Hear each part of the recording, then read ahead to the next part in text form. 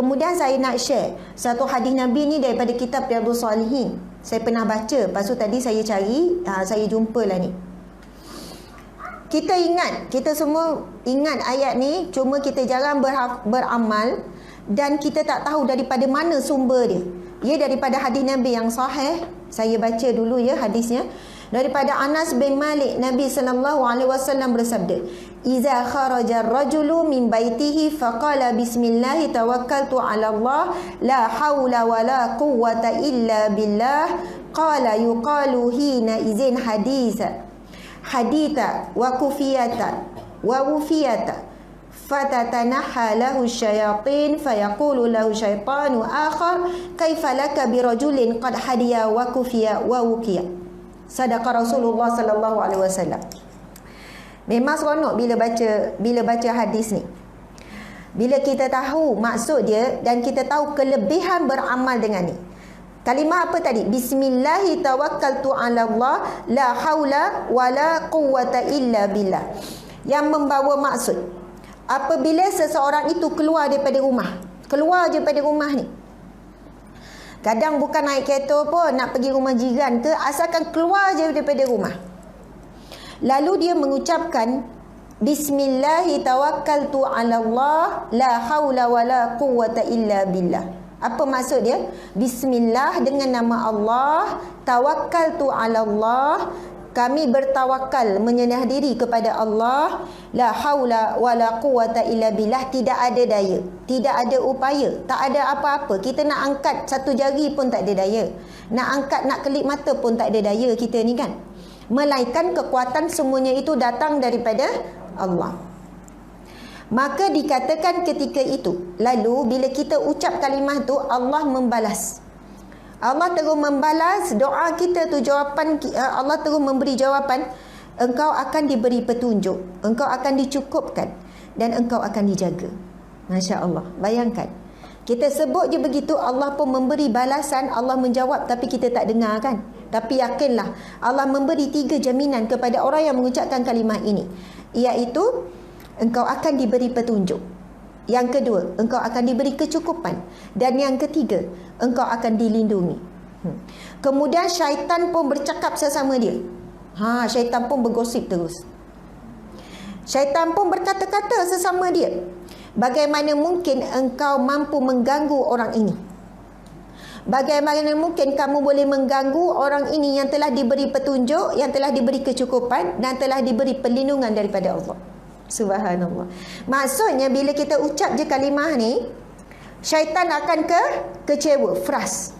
Sebab apa? Bila kita ucap bismillah tawakkaltu 'ala Allah la haula wala quwwata illa billah, Allah lalu membalas, kamu akan dapat petunjuk dariku, kamu akan dapat kecukupan daripadaku, kamu akan dapat perlindungan daripadaku. Syaitan lalu berkata sama-sama dia kan? Maka dia berkata kepada syaitan yang lain, dia berkata kepada syaitan yang lain, kamu tidak ada harapan lagi. Apa yang kita boleh buat kepada orang ni, sebab dia dah dapat perlindungan daripada Allah. Maksudnya kita dah tidak mampu lagi untuk mengganggu dia. Gangguan ni bukan sahaja daripada syaitan direct, gangguan daripada orang-orang yang dihasut oleh syaitan, orang-orang jahat, perompak, penjenayah, semua itulah. Kadang-kadang gangguan daripada orang yang suka bawa kereta tak tentu arah, betul kan? Kita terganggu, kita pun akan terancam keselamatan bila orang tak memandu dengan baik. Subhanallah. Dan Alhamdulillah memang biasanya nak keluar je automatik bila kita dah buat biasa. Dan kami pun jadi biasa. Baca bila nak keluar je daripada rumah, bismillah tawakkaltu 'ala Allah la haula wala quwwata illa billah. Lepas tu baca doa kena kenderaan tadi. Dan yang ketiga, zikir ya Hafiz ya Muhaimin, ya Allah yang Maha menjaga, yang Maha mengawasi, jaga dan awasilah diri kami ya Allah. Lepas tu jalanlah, geraklah, insya-Allah Allah jaga. Kan kita ni dah hidup berapa tahun? 50 tahun, 60 tahun. Dah berapa lama bawa kereta? Ada yang tak pernah aksiden. Jangan sebab kita rasa kita bawa berhati-hati sebab tu kita tak aksiden, tak. Sebab Allah yang jaga kita selama ni. Kita jalan bawa handbag, melenggar kangkung, pergi pasar lah, pergi situ, pergi shopping komplek, tak pernah kena ragu. Bukan kita kata sebab kita ni seorang yang berhati-hati, berjaga-jaga, ataupun kita ni orang soleh, orang beriman, jadi Allah jaga. Tapi sebab apa? Betapa baiknya Allah kan. Mungkin berkat doa kita, mohon perlindungan lepas solat apa, Allah betul-betul jaga kita. Masya Allah, subhanallah. Tapi nak sebut pasal tawakal ni, ramai orang dia kurang, dia tak ambil langkah berhati-hati, dia tawakal je besar. Maksudnya Dan ni apa-apa tawakal je. Kalau kereta kunci pun, contohlah, kalau kereta kunci nak kono-kono juga. Kunci tak kunci tu, yang penting tawakal. Ini bukan tawakal maksud dia. Pernah sahabat bertanya, ya Rasulullah, apakah itu tawakal kan? Dia datang jumpa Rasulullah, dia tak ikat unta dia kan? Lalu Rasulullah menegur, kenapa kamu tak ikat unta? Aku bertawakal kepada Allah. Rasulullah pun ambil tali ikat unta, ikat pada pokok. Inilah tawakal. Tawakal maksudnya lepas berusaha keras. Selepas berusaha bersungguh-sungguh, itu masuk tawakal. Bahkan orang yang bertawakal lah orang yang paling kuat usaha. Lagi kuat tawakal, lagi kuat usaha dia. Contohlah seorang ayah ni, anak demam, mak ni, bang jomlah bawa pergi klinik bang, budak ni dah teruk, dah menggigil dah ni. Tak apa, ambil air. Dia pun selawat ke, baca ke kan. Dia pun sapu bagi minum. InsyaAllah tawakal. InsyaAllah Allah bagi sembuh. Yakinlah dengan air ni, InsyaAllah boleh menyembuhkan. InsyaAllah, yakinlah. Contohlah kan. Lepas tu ayah ni pula berhujah. Kena yakin Allah yang bagi kesembuhan. Walaupun doktor pakar ke, ubat-ubat ke, kalau Allah tak izinkan tak sembuh.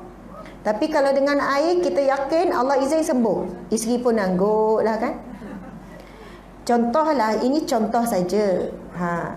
Dan tak semestinya contoh ini tepat. Contoh saja. Tiba budak tu meninggal dunia. Tiba anak tu meninggal dunia. Apa yang akan berlaku?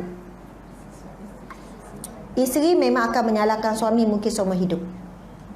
Dan mungkin akan menyesal sebab tak ikut cakap suami. Mungkin akan menyalahkan seumur hidup. Dalam situasi ini, kalau anak tu dah demam, dah berlarutan, dah demam tinggi, sepatutnya orang yang bertawakal kepada Allah, dia akan melalui jalan-jalan tawakal. Bawa pergi klinik. Klinik kata bawa pergi hospital. Pergi hospital, masuk pula ni buat rawatan yang terbaik. Dah usaha dah. Akhirnya anak itu meninggal dunia. Ketika itu, kita akan keluarkan ayat, kita dah berusaha sedaya upaya. Dah usaha dah bawa dah pergi tempat baik, dah bagi ubat apa, tapi doktor kata minta maaf, kami tak boleh buat apa-apa. Kita pun akan kata tak apalah doktor, ini takdir Allah. Maksudnya tawakal ni memang masuk setelah berusaha sedaya upaya. Bukannya usaha sikit, lepas tu dah serah kepada Allah tawakal.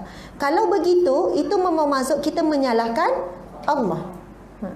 Sebab itu orang yang kata orang yang sebut bertawakal kemudian tapi dia tak berusaha, nauzubillah, ia memberi satu fitnah kepada Allah Subhanahu Wa Taala. Maksudnya fitnah tu soalannya bila berlaku tu, soalannya Allah lah yang tidak memberi kesembuhan tu sebab dia dah serah dah kepada Allah.